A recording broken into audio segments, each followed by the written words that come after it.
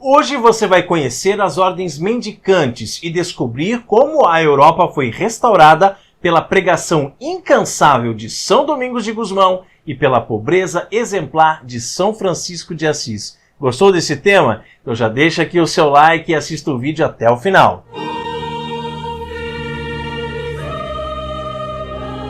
Vinde, ó Deus, em meu auxílio, socorrei-me sem demora. Da vida mística e contemplativa de Domingos e Francisco, o que se originou não foi um bando de hippies, revolucionários e vagabundos, como muitos insistem em dizer, mas uma legião de homens profundamente religiosos, que, inconformados com o pecado e com a mentalidade mundana, devolveram vitalidade à Santa Igreja de Deus e deram um novo impulso à evangelização de toda a Europa. Esse aqui já é o 26º vídeo dessa série sobre a história da igreja. Você está acompanhando? Se você perdeu algum dos vídeos anteriores, basta você procurar pela playlist com esse nome. E nós vamos deixar também o link aqui embaixo na descrição desse vídeo para você botar os seus estudos em dia, ok?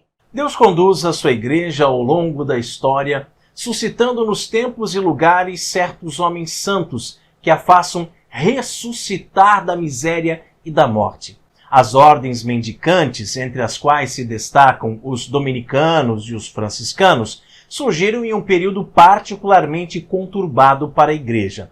No início do século XIII, após o sucesso do mosteiro de Cluny, embora os religiosos tivessem professado o voto de pobreza, as ordens monásticas experimentaram um enriquecimento ao mesmo tempo em que bispos e padres diocesanos viviam com muita riqueza. Em oposição a este modo de vida nada exemplar do clero da época, surgiram dois ramos de hereges, os cátaros e os albigenses. As duas heresias tinham um ponto em comum: a condenação não só das riquezas, como de qualquer realidade material, desde possuir propriedades até se alimentar ou se casar, a ponto de seus adeptos olharem para a criação a partir de dois princípios: um bom, que originou o mundo espiritual, e um ruim, que deu origem ao mundo material.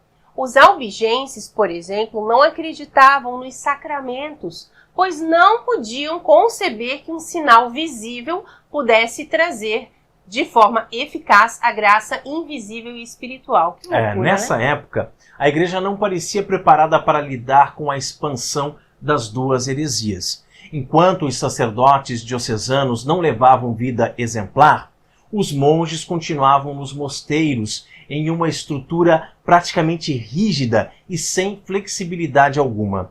É com São Domingos de Gusmão e São Francisco de Assis, fundadores das ordens, a Ordem dos Pregadores e da Ordem dos Frades Menores, respectivamente, que os religiosos poderão se deslocar de cidades em cidades, atravessando fronteiras para ensinar e pregar a fé católica. Santo Tomás de Aquino, por exemplo, passou por Nápoles, Roma, Orvieto, Paris e Colônia. Santo Antônio de Pádua, por sua vez, tendo nascido em Portugal, girou todo o norte da Itália, França e Alemanha pregando contra os hereges. É essa mobilidade que vai se opor à expansão dos cátaros e albigenses no período da Baixa Idade Média. Domingos de Gusmão era padre diocesano e cônego em sua diocese. Em viagens ao sul da França, ele atende ao pedido do Papa e começa um novo estilo de vida apostólica.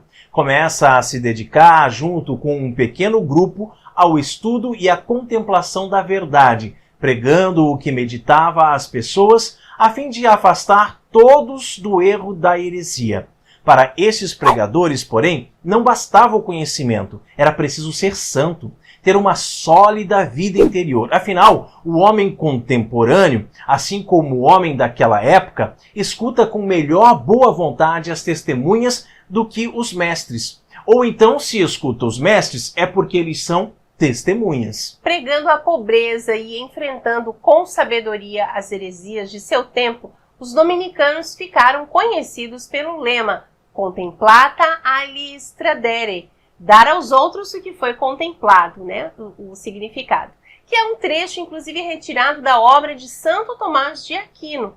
Também foram muito importantes no desenvolvimento da Inquisição, que, com exceção dos preconceitos de muitos até hoje, foi uma instituição cercada por santos extraordinários. Quanto a São Francisco de Assis, é necessário, antes de qualquer coisa, eliminar de vez a visão revolucionária e marxista que o mundo moderno criou a respeito do santo, principalmente a partir do século XIX.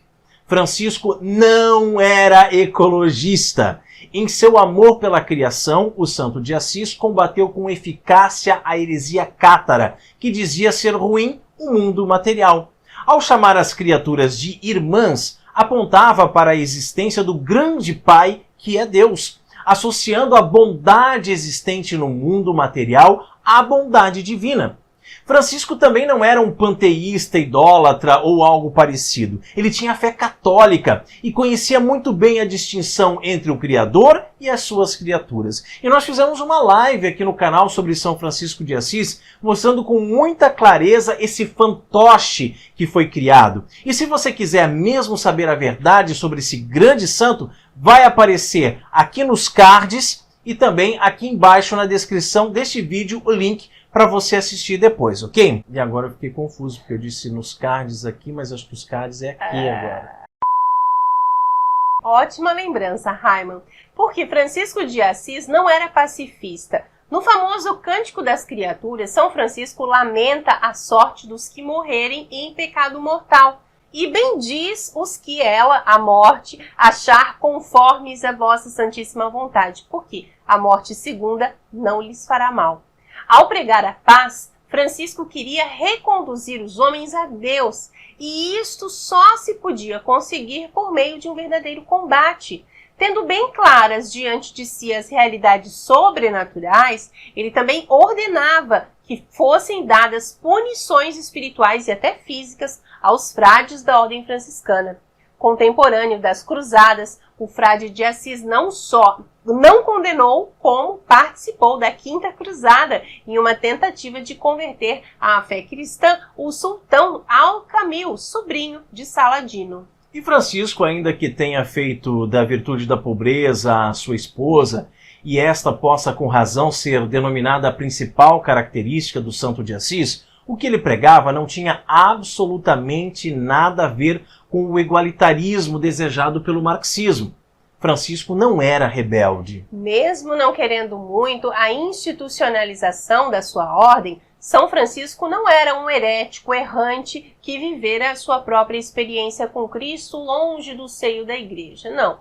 Pelo contrário, o santo vivia em profunda comunhão com os papas da época, inteiramente submisso à hierarquia eclesiástica. Dominicanos e franciscanos, os filhos desses dois gigantes espirituais, foram os principais a ocuparem espaço nas primeiras universidades, se tornando os grandes mestres da escolásticas e doutores da fé católica. Pelos seus frutos os conhecereis, não é mesmo? Verdade. Da vida mística e contemplativa de Domingos e Francisco, saiu não um bando de hippies, maconheiros e revolucionários, mas uma legião de homens profundamente religiosos que, inconformados com o pecado e com a mentalidade mundana, devolveram a vitalidade à igreja e deram um novo e forte impulso à evangelização de toda a Europa. Glória ao Pai, ao Filho e ao Espírito Santo, assim como era no princípio, agora e sempre, por todos os séculos dos séculos. Amém. E você, está disposto a estudar a história da igreja conosco? Disposto a esquecer tudo o que aprendeu com aquele seu professorzinho militante, os livros do MEC? Coloque aqui nos comentários, ok? Isso aí, se você ainda não curtiu esse vídeo, dê um like para nós, certo? Que Deus te abençoe e salve Maria Imaculada!